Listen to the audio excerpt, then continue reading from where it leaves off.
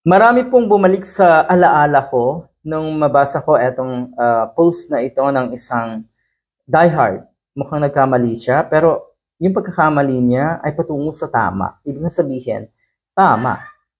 Nagkamali ka sa post mo, pero ito po ay tama na description naman dito sa idolo niyo na si Sara Duterte. Balikan natin sabi ko, maraming nanumbalik sa ating alaala ng mga pagkakataon na mga sitwasyon kung paano nasabing etong si Sara Duterte nga daw ay brainless. Sinabihan ka na brainless ng isang diehard. Nakapost ito sa isang grupo ata ng mga diehard. Alam niyo naman yung mga diehard, kadalasan may dunong naman pero hindi ginagamit talaga. Katulad ni Bato de la Rosa, di ba? Pagsabihan ng isang kongresista, ilang kongresista na gamitin ang utak. Yan ang gusto kong linyahan din dito sa mga diehard na please, gamitin niyo po ang utak niyo. I-exercise niyo po yung common sense niyo dahil pag meron kayo niyan, natural lamang na maalam din kayong mag-discern. Alam niyo rin kung ano yung tama at alam niyo rin kung ano yung mali. Yun po ay basic. Hindi yan po pinag-aaralan at hindi kailangan ng mataas na kalidad ng edukasyon. Eto, galing no, sa Mother's Day pa talaga nangyari. Anyway, kasi nga Mother's Day ngayon, Sunday, at ito po ay nakapost sa grupo nga natong mga diehard.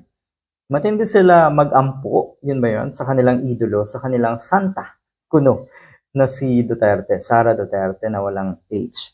Sara without H. Anyway, good morning, Happiness Friday, everyone. Happy Mother's Day to all mamas sa buong mundo. Our brainless and beautiful VP Inday Sara Duterte. Ayun. Brainless daw. Bakit ko sinabing maraming bumalik sa alaala natin? Dahil, nako naman, tignan mo, hindi kumagat sa anumang debate itong sa Sara Duterte dahil ayaw niyang mabuko, ayaw niyang mabisto, na napakalimitado yung kanyang kaalaman. Pagdating siyempre sa mga impromptu na usapin or impromptu na talakayan, halimbawa, at kung anumang issue ang dapat talakayin, talagang talo siya dyan. Talagang wala siyang magagawa dyan. Brainless. Marami din pong pagkakataon na may hawak na kodigo nga itong sa Sara Duterte. Okay? Pag yan ay nagbibigay ng talumpate. At minsan sa isang talumpate, mukhang binasa niya na 2 beses yung kanyang kodigo. Kaya daw nag-alisan yung mga tao. Minsan naman, dahil siguro ay hindi masyadong prepared, abay ginagawang dahilan yung sinag ng araw. Kung naalala niyo po yung issue na yun dati. At marami pa pong iba. So yan po ay patunay na mukhang coming from the diehard, mukhang totoo nga itong error post na ito ng isang diehard na brainless nga itong si Sara Duterte. So pakatandaan natin bawal po.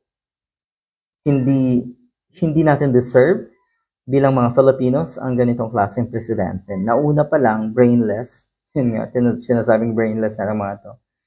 At power hungry. Totoo, wala naman talagang totoong malasakit para sa ating mga kababayan at sa ating bansa.